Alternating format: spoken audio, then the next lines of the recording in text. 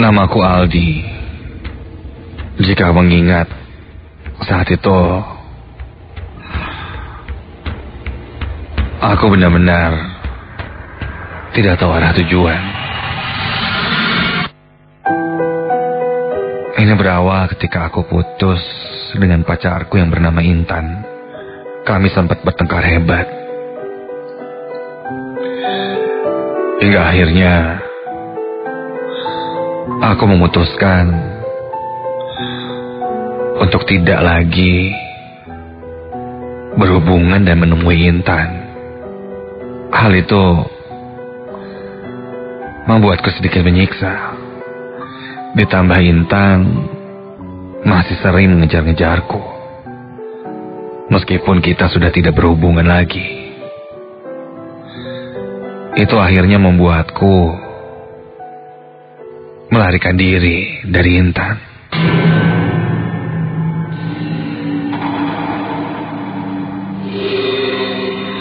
Bahkan sampai membuatku harus pindah kosan. Karena aku cukup risih diteror oleh mantanku itu. Kejadianku ini berawal ketika aku baru saja pindah ke kosan baruku, yang berada di sebuah jalan komplek di daerah Cimbuleit. Kosanku itu bisa dibilang cukup mewah, dilihat dari fasilitas yang ada. Walaupun agak sedikit mahal, tapi aku suka dengan lingkungannya.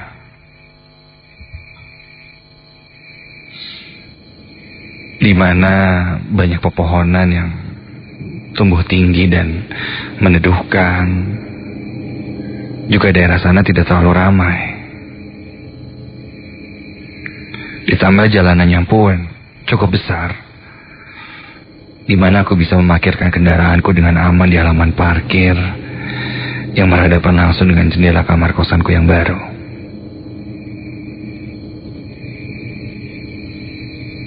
Di dalam kamarku itu cukup lengkap, mulai dari TV kabel, internet, atau wifi, kamar mandi dengan air panas, tempat tidur, lemari, bahkan kitchen set minimalis yang sudah tersedia di sana. Dan juga yang paling penting adalah AC. AC menjadi salah satu pertimbangan utamaku untuk tinggal di sana. Karena aku tidak bisa tidur dalam keadaan yang panas atau gerah. Awal tinggal di sana, semuanya berjalan dengan menyenangkan. Meskipun awalnya aku agak sedikit takut. Karena memang ternyata jika malam hari suasana di sekitar kosanku di daerah Cimbuleit ini sangat sepi.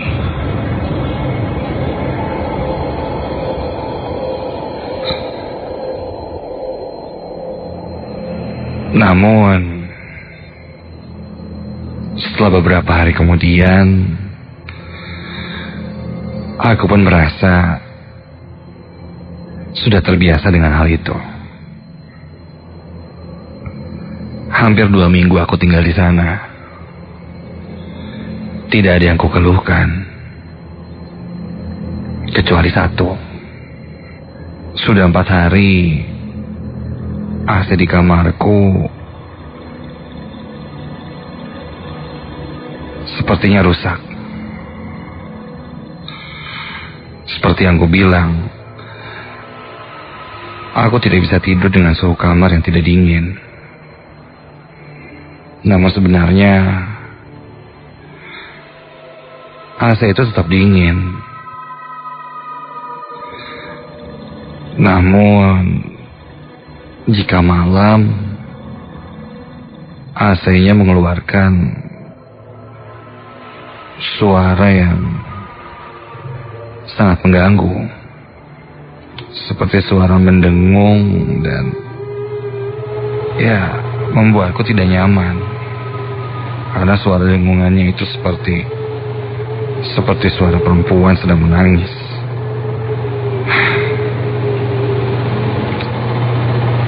Memang suara mesin kadang menimbulkan suara yang aneh.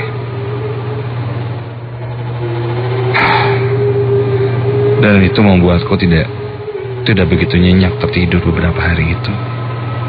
Hingga sampailah pada malam itu.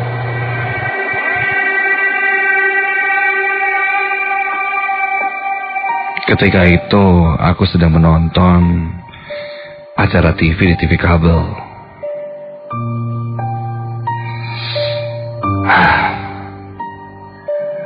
Aku masih cukup kesal dengan suara AC yang terus mendengung itu.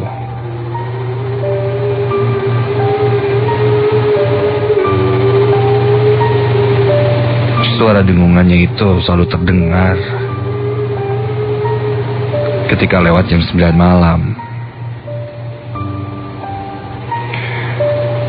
Ya mungkin ketika jam segitu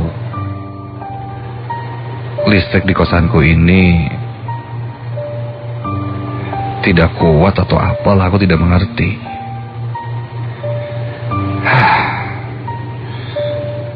Suara dengungan mesin AC itu membuatku juga malas untuk menonton TV. Karena percuma, suara TV saja bisa kalah dengan suara AC itu.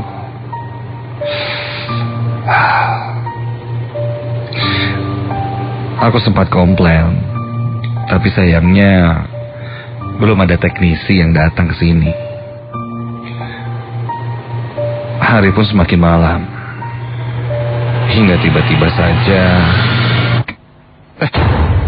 listrik di kamarku mati.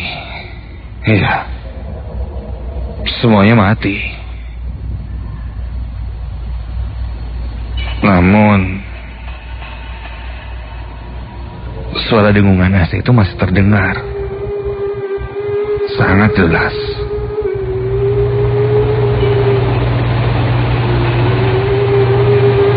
Harusnya jika listrik mati, suara AC itu pun mati. Dan tiba-tiba saja tercium bau terbakar. Iya, ini seperti bau kabel terbakar. Aku pun mencari dari mana sumber bau terbakar itu. Dan sepertinya dari AC itu.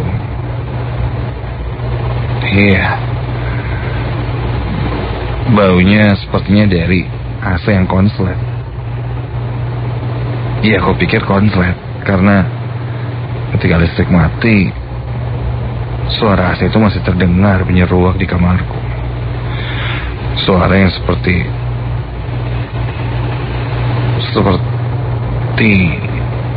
ya terdengar seperti suara perempuan.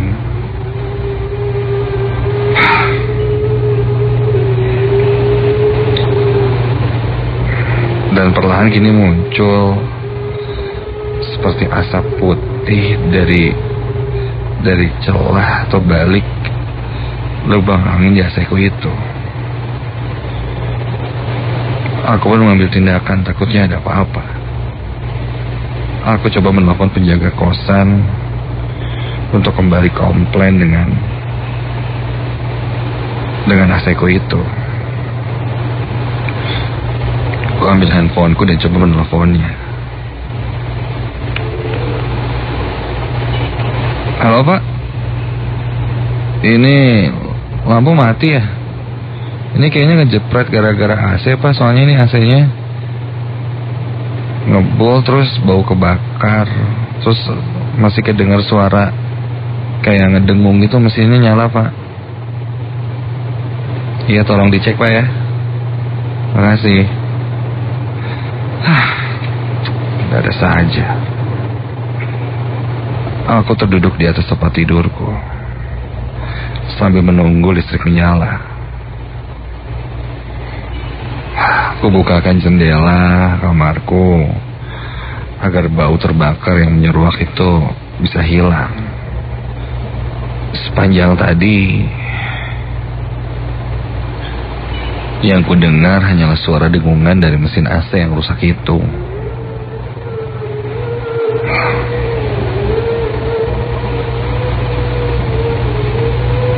Ku dengarkan terus suara itu.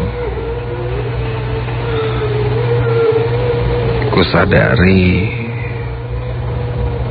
suara yang kau pikir keluar dari AC itu semakin lama semakin mirip seperti suara manusia, seperti tangisan perempuan.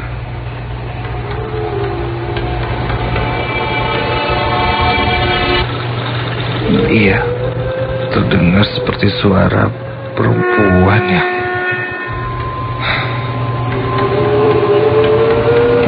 sedang menangis. Iya. Di sana bulu kuduku langsung berdiri. Aku melirik kanan dan kiri karena tiba-tiba saja kamar yang kutempati ini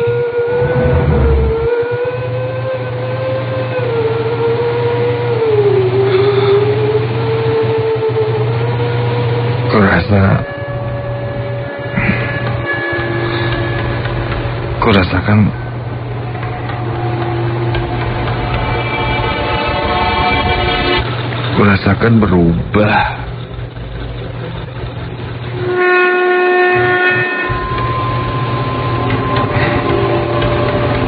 Berubah menjadi sangat panas. Padahal jendela kamarku sudah kubuka. Dan ketika itu memang sudah malam. Seharusnya yang kurasakan dingin. Tapi ini sangat panas. Sampai aku sadar keringatku mulai mengucur. Aku melihat ke sekitar kamarku yang gelap itu, menunggu listrik menyala. Dan suara itu masih terdengar sangat jelas. Makin jelas seperti orang sedang menangis.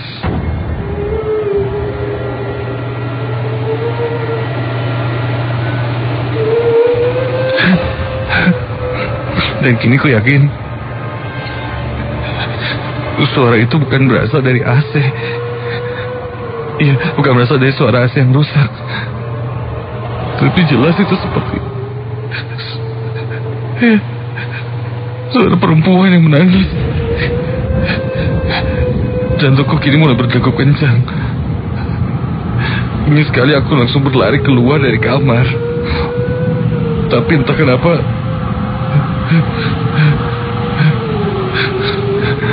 aku merasa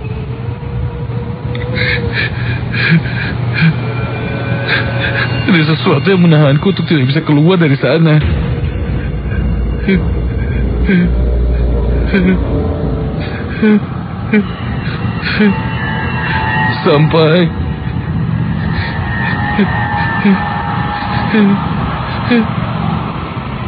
Sampai ku dengar ada yang mengetuk pintu kamarku.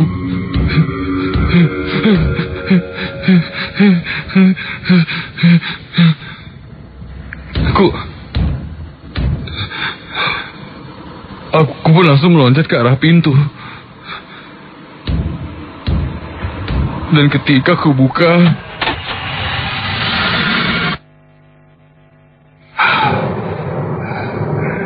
ternyata itu adalah penjaga kosanku. Dia datang untuk mengecek kenapa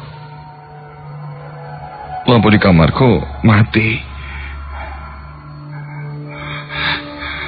Dan ketika aku sadar juga, suara mendengung atau suara tangisan perempuan itu juga tiba-tiba hilang.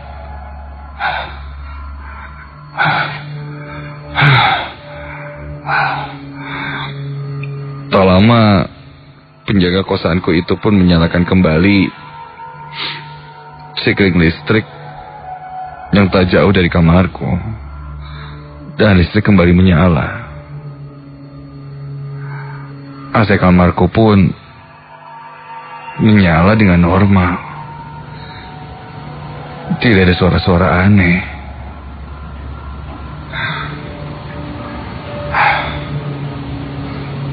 Lalu yang tadi ku dengar suara apa?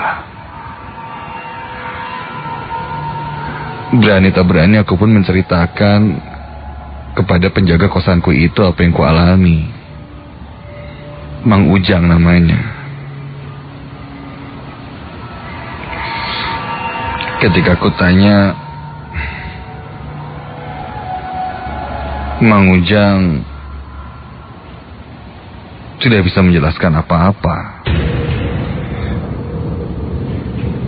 Dan dia sepertinya tidak pada mendengar suara seperti itu.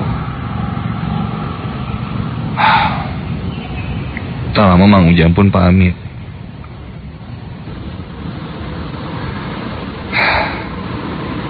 Aku pun menutup pintu dan kembali duduk.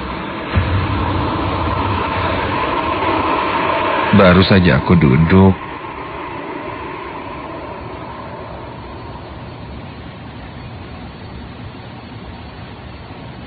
tiba-tiba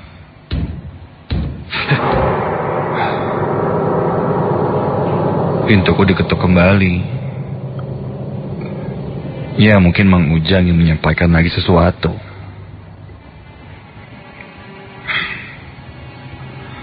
Ketika aku buka pintu, ternyata itu bukan Mang Ujang, tapi itu Intan. Iya, Intan, mantan pacarku.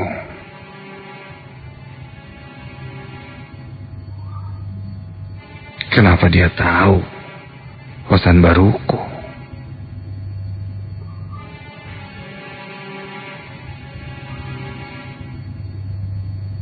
Dia pun tiba-tiba saja memelukku sambil terus meminta maaf.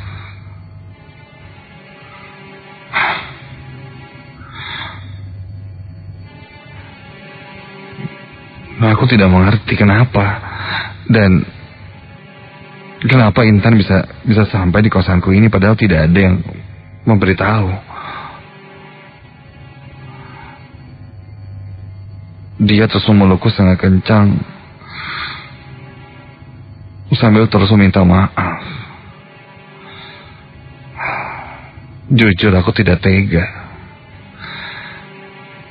melihat dia yang panik seperti itu.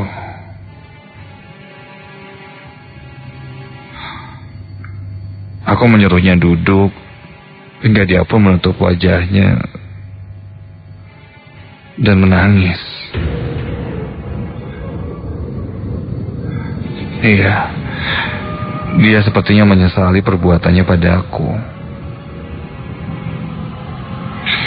dan terus minta maaf. Kulihat dia menangis dan ada satu hal yang kusadari.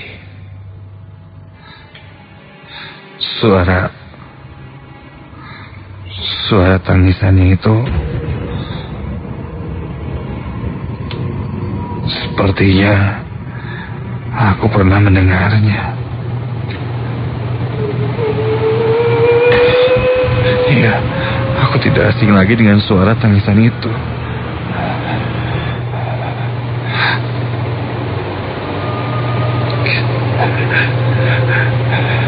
Aku terus perhatikan Intan, mantanku itu yang hanya duduk lunglai sambil terus menangis. Sampai tiba-tiba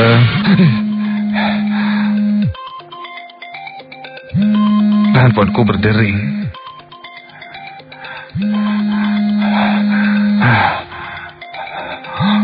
Aku pun langsung mengangkat telepon itu. Ketika aku angkat telepon itu, halo? Halo, Assalamualaikum. Halo, waalaikumsalam. Aldi, ini Kak Mia, kakaknya Intan. Di, kakak mau minta tolong sekaligus minta maaf buat semua perbuatan Intan sama kamu. Tolong dimaafin ya, Di. Intan meninggal kecelakaan. Selama perjalanan ke rumah sakit, Intan terus minta tolong sambil menyebut nama kamu, Di.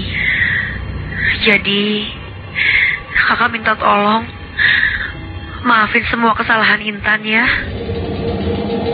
Badanku sungguh sangat lemas ketika mendengar kabar itu.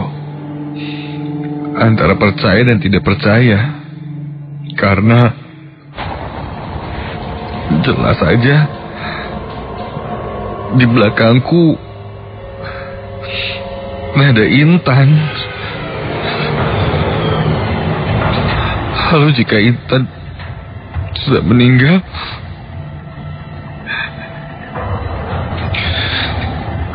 yang ada di belakangku ini siapa?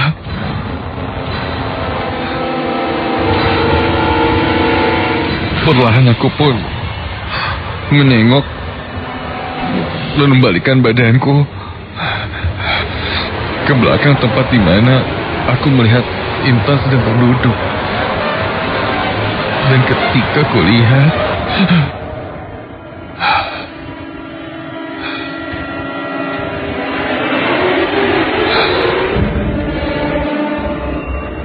sosok itu sudah menghilang.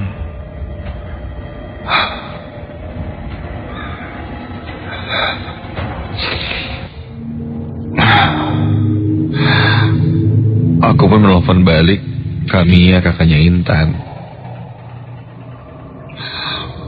Aku sungguh tidak percaya mendengar kabar itu dan turut berduka cita.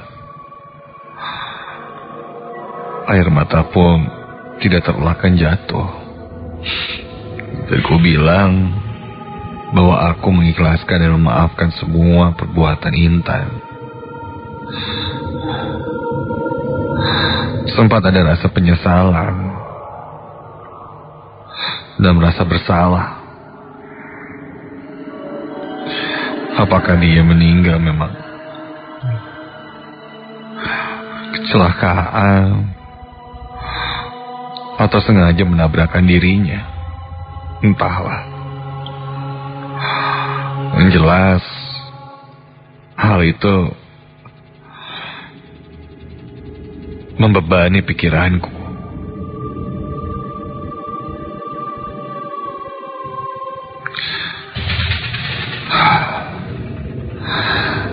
Namun untungnya, setelah kejadian itu, setelah aku maafkan Intan, bahkan aku pun datang ke pemakaman dan berdoa untuknya.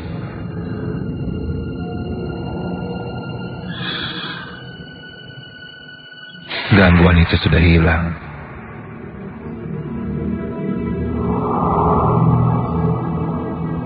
Semoga kau tenang di sana, Intan.